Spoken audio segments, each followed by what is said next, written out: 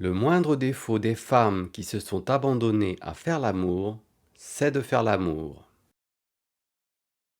Il est plus aisé d'être sage pour les autres que de l'être pour soi-même.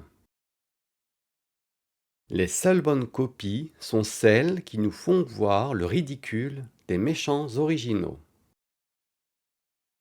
On n'est jamais si ridicule par les qualités que l'on a que par celles que l'on affecte d'avoir.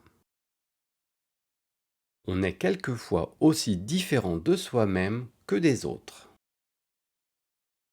Il y a des gens qui n'auraient jamais été amoureux s'ils n'avaient jamais entendu parler de l'amour.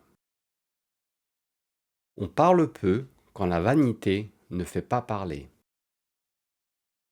On aime mieux dire du mal de soi-même que de n'en point parler.